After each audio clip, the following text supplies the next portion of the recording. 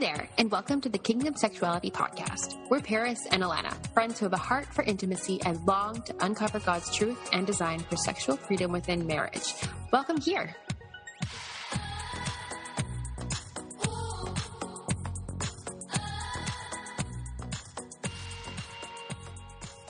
All right, so welcome back, Kingdom Sexuality family. We're very happy you're here, and we're very excited to be talking about this today. Talking. So we're just going to make this really casual. We're going to just chat with each other because Paris and I, it's just something we want to dive into together, and we want to ask each other things and just talk through this. So I think it'll be a really casual talk through things, bring things out on the table, so I really hope you enjoy it. I hope you can take stuff away. And if you guys ever have questions and stuff, feel free to message us on Instagram or email us, or even like topic suggestions. We love to hear those from you guys. So, but I thought, so to start this off, what this is, so like communicating during sex. So when you think about that, it's less like, you know, often we talk about, you know, it's really important to communicate about sex, talk about sex with your spouse, but this is more specifically like during. This is like when you're actually, while you're making love, exactly. So to start, I just wanted to share some verses because there's a lot of different things that can come to mind when you're talking about this. So often, you know, you can think of, or maybe what you've seen in the movies or in a porn or whatever, where they're saying these nasty things to each other, this couple, while they're, you know, having sex, or it becomes really explicit or coarse. So I just wanted to start out with, two verses that are from Ephesians and then one that's in Song of Solomon here. So Ephesians 4:29 says, "Do not let any unwholesome talk come out of your mouths, but only what is helpful for building others up according to their needs, that it may benefit those who listen." So keeping something like that in mind when we start this episode, right? So when we're talking about this stuff, we're not talking about it in a way that is unwholesome or tearing someone down. We're talking about it in a way that is, you know, building them up, spurring someone on, right? Not so much the negative side of what this could be. Yes, and I really like the personal touch to this verse where it says what's helpful for building others up according to their needs. So I'm going to hone in on that because this is where intimacy comes into play in sex, right? This is where knowing your spouse, knowing what they love, what they want to hear, you know, building them up in areas maybe where they don't feel so confident. I like thinking of it in that way, like taking it the extra mile with that verse when we're applying it to this topic. Totally. Exactly. And things too where you're like, oh, but I don't know what my spouse likes to hear. I don't know what I like to hear. And we'll get into that more, but that's definitely part of it where you like, okay, well, let's talk about it. Let's figure out what I like to hear you say to me, or what I like to say to you, whatever, right? So then Ephesians 5:3-4 says, "But among you there must not be even a hint of sexual immorality or any kind of impurity or of greed, because these are improper for God's holy people, nor should there be obscenity, foolish talk, or coarse joking, which are out of place, but rather thanksgiving." So again, just kind of reiterating what that other verse was saying. It's not nasty words that you're saying to each other. It's words that if God, like, because Jesus is everywhere, right? So if you're thinking about him in your bedroom with you, that you'd be okay with him hearing, right? Which is a funny way to think, but exactly. And so then I wanted to just give an example of this, like a biblical example, because Song of Solomon is just full of these beautiful examples of what doing this in a God-honoring way would look like. And so Song of Solomon 1:15-16 says, "How beautiful you are, my darling. Oh, how beautiful. Your eyes are doves. You are so handsome, my beloved, pleasing beyond words. The soft grass is our bed." So, right? Like, what a beautiful example of what this can be, right? Like just talking. Just completely delighted in each other. Yeah. Yes. And just sharing how they feel. Exactly. And it feels genuine. It feels, you know, Like they're honestly just, man, you're so beautiful. Like you can't even contain it. So the words just kind of spill out. Totally. So to start into this, I just wanted to mention how there's definitely a balance of, I feel like, between talking flirty and talking dirty. And when I was looking into this, and I was like, like, I wonder what else there is out there about, like, on this topic. I came across Hot, Holy, and Humorous, which is a Christian I know them. Yes. website. I think they also maybe have a podcast. I'm not even sure. But she's like a blog. And she had a thing. It was all about talking flirty versus dirty. And so really good. And just talking about what you want, just like to break it down. Talking like flirty is like saying things like what you want to do to each other in a sultry way, how you feel about each other, or what feels good. So that's like the flirty side of it, versus dirty is using, nasty words to describe your spouse that you have heard in a movie or saw somewhere else, right? Like using coarse language that's maybe not edifying, right? They all have like a negative connotation attached to them. Totally. Which, I mean, it's important to now sit back and assess, like, okay, when I'm talking to my spouse, like, what are the words? What is the intent of those words? What do those words really mean versus, like, maybe how you intend them? Both you need to take very, very mindful care of. Like, what do the words themselves mean? How do you intend them come across?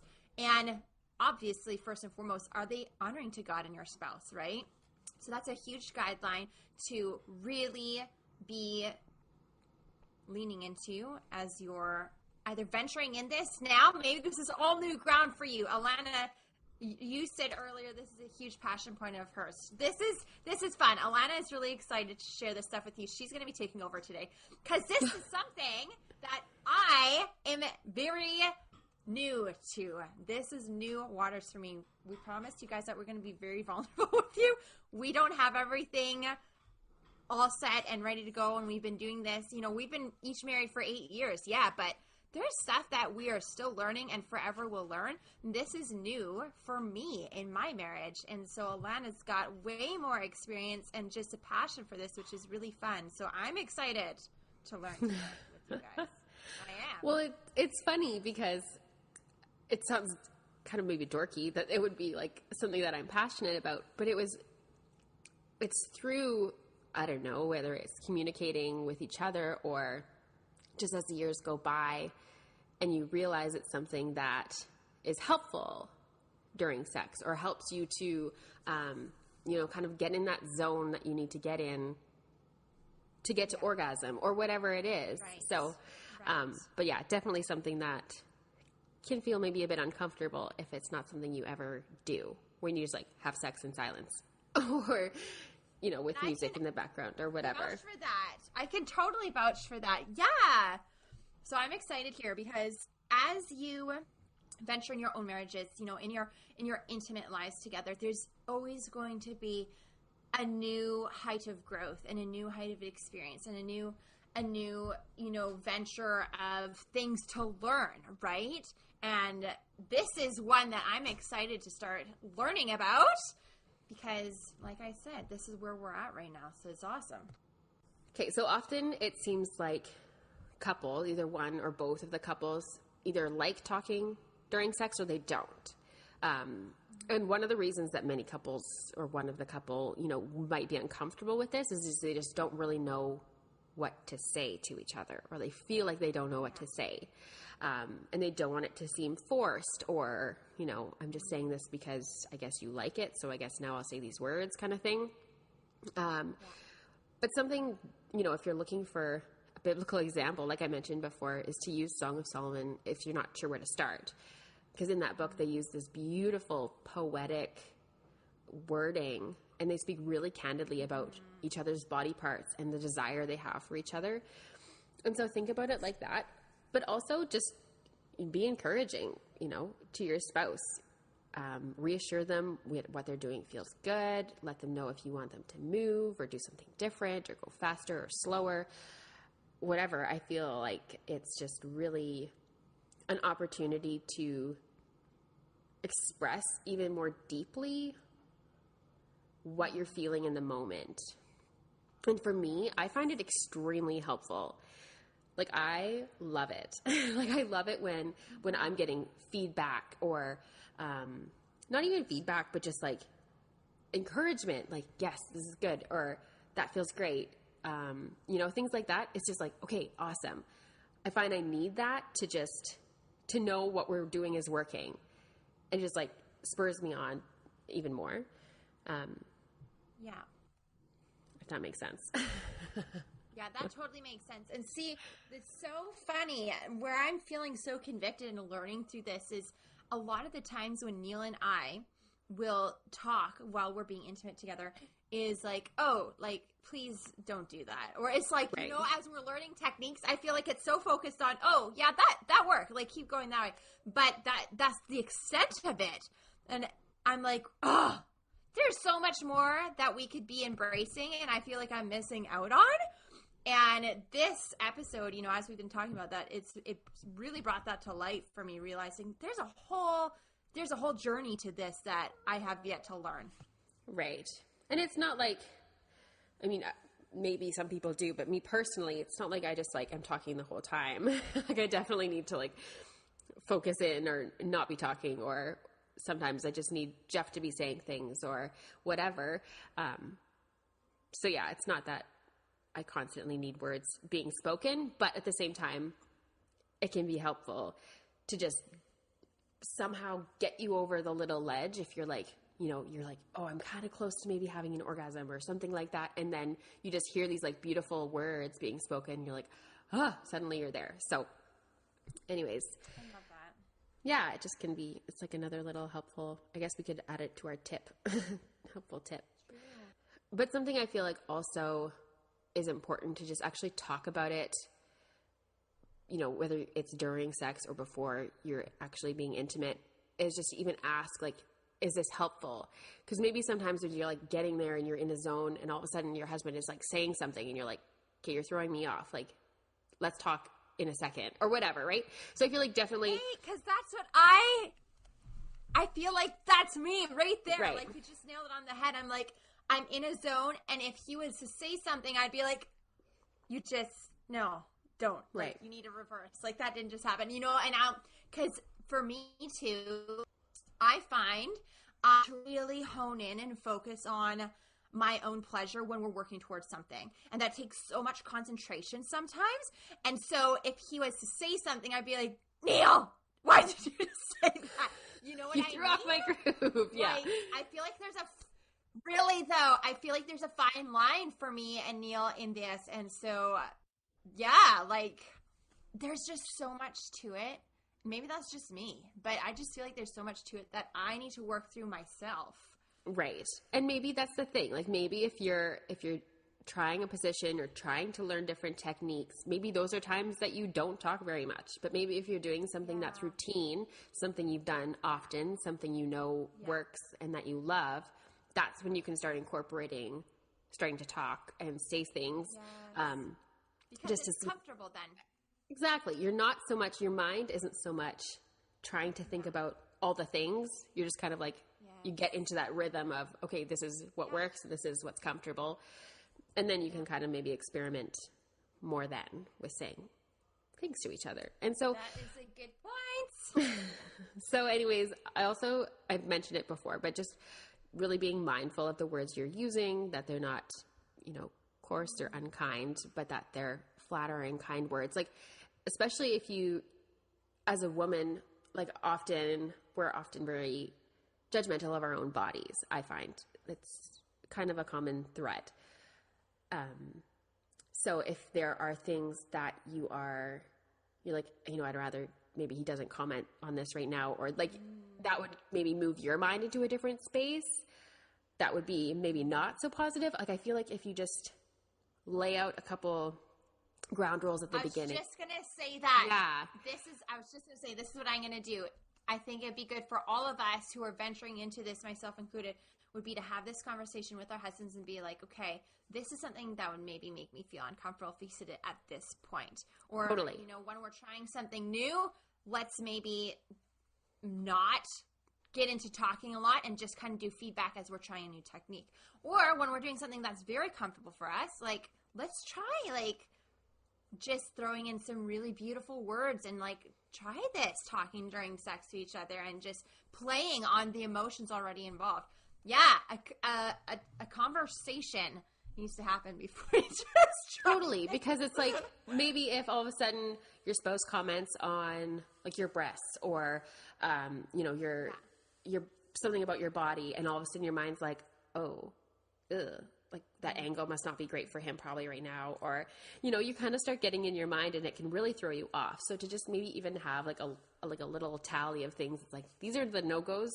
We're not going to talk about these things. Like, maybe don't mention these things. It just gets my head in a weird space. But all this other stuff, go to town. Like, say whatever you want. So, right. Yeah, things that make your spouse feel beautiful or handsome, right? To just pump their jets. But also, like we were saying, to actually be genuine about this stuff, right? Yeah. Yeah. Because I feel like with that, and this is something that Neil's expressed to me and we've talked about together, is sometimes it feels like you have to almost perform when you want to, like, get very intimate verbally with each other during sex. Because maybe it's something we haven't implemented so much, right? So it feels out of character a little bit, or it feels like this uncharted terrain. You're like, that just sounded so weird.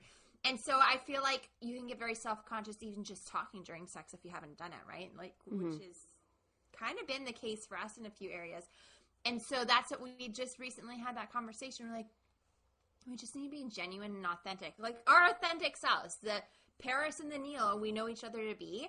And like, Neil he is gifted with just showering people with words of affirmation. He is gifted there. He loves to encourage and uphold people. He compliments me all the time.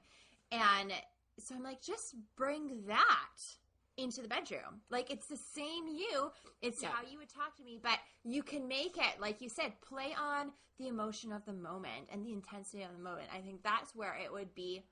That's how it's different, right? Yes. And think about it too. Like, maybe you are like, well, I don't know if this would really do anything for me, but think about your spouse. Like, maybe their love language is words of affirmation. Love that. Which and this is something, right? So maybe this is something that would completely fill their tank and just like shower them in love. And it's just something that you haven't tried yet, right? So just to even keep that in mind and be like, oh my goodness, maybe this is something that would actually bless my spouse so much, but I just had no idea or didn't think to try it yet. Yeah, no, I love that.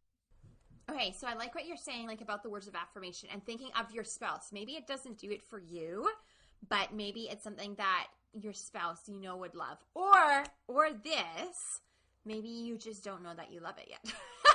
Right? Totally. And I think it's like how we were just talking about last week. We were talking about sexual techniques. Really, this could be a sexual technique, you know, if we're looking at it in this lens.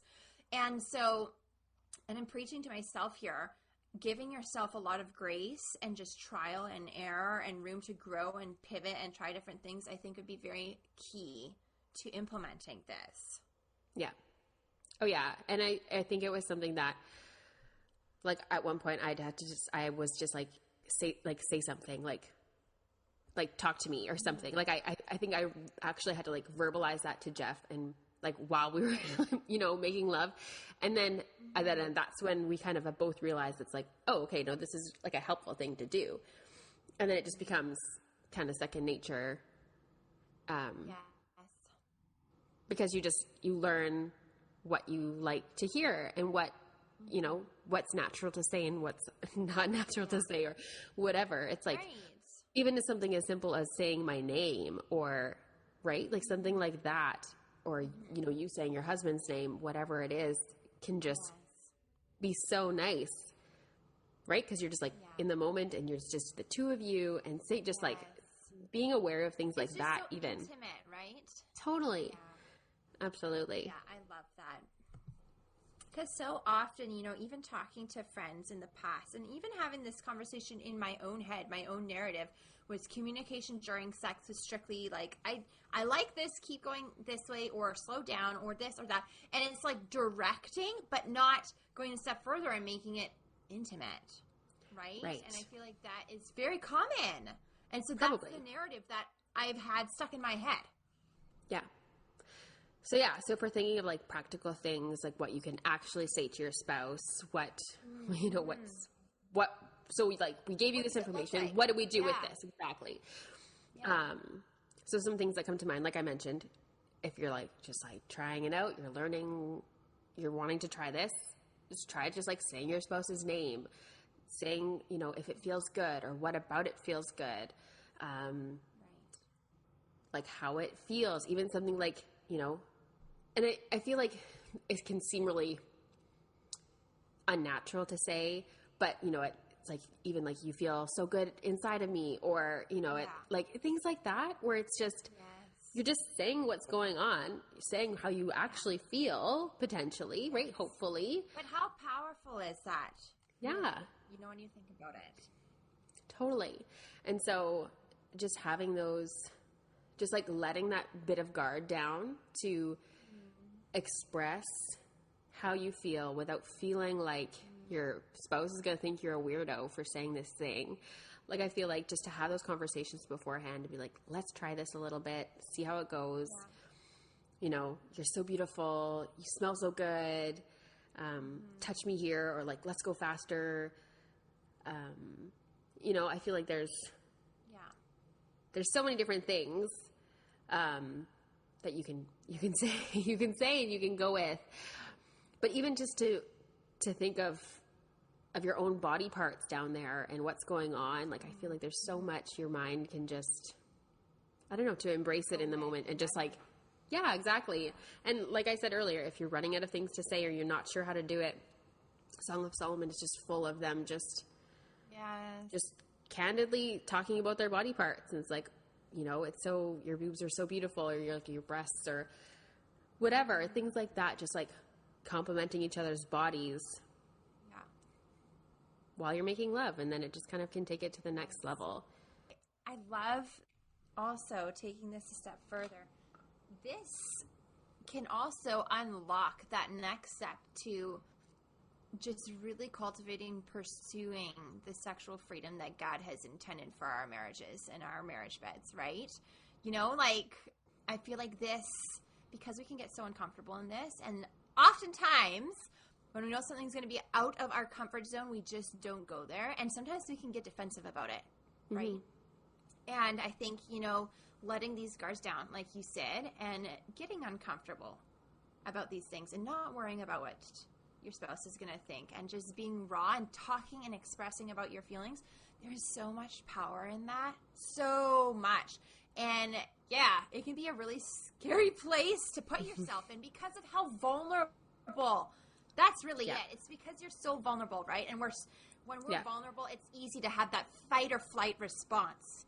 But having, like you said, this conversation beforehand with your spouse and just laying some ground rules out and just sharing your hopes and dreams with each other in this, I think, is just probably key to ensuring that this is going to move forward, Man, Absolutely. This has been amazing, Alana. Good. I'm excited. Good. I'm glad. And it's fun that we can just chat about it. It's easy. It's nice. That's good. And I hope other people are able to find it helpful in some way. And if you have any questions, feel free to reach out to us and ask them. Because, like Paris mentioned earlier, but we're not experts, but we're trying this stuff out. And so you're part of the journey with us. So welcome along. Absolutely. No, this is so good. So good. Mm-hmm. So, in Song of Solomon, the 4th chapter, basically the whole chapter is him just complimenting his wife. And like, you're so beautiful, your eyes are doves, your hair is, like this, your teeth are like this, your mouth is like this, right? He's saying all these beautiful things. Yes. Your breasts are like this, come away with me. And he's like talking to her and saying all these incredible things. And so that's maybe one of the I mean, all of Song of Solomon is beautiful for this and paints such a beautiful, like, poetic picture of what this can be in a godly way. Yes. Not thinking about, like, the rom-com you've seen or, you know, what how in your mind is what it should be when you're talking, you know, during sex. Like, I feel like there's definitely a skewed image. Totally. But to make it where you're laying your heart out there and just telling your spouse what you love about them. And maybe it's something that, like we mentioned, like, maybe this is completely uncomfortable and you're like, I should maybe write this down first and make a list. Like, do that. Like, write it down. Figure out with each other what you would love to say or what you'd love to hear, or think about it beforehand. Yeah. Be like, you know, what do I love about my spouse, or what is my favorite body part of them? You know, maybe their shoulders and they're so strong and things like that. Like, I feel like you can definitely take it so many levels. So I just really encourage you to take the time and maybe even pray through this and about it with your spouse. You'd be like, you know, what are your thoughts on this? Have this conversation just to open the door, because I feel like once you do, it'll just, like we've mentioned, take you to another level of intimacy within your marriage. And that is our hope and our prayer for you in this. Hey friends, thank you so much for hanging out with us as we dive deeper into meaningful, godly intimacy, tackle the hard questions, and embrace truth while we're at it. We're also on Instagram at Kingdom Sexuality. You'll find our Instagram handle below in the show notes, where you'll also see any other resource links we may have mentioned in today's episode. As always, our hearts are to cultivate deep community and freedom with you guys, and we cannot wait to continue this journey alongside you. We'll see you in the next episode.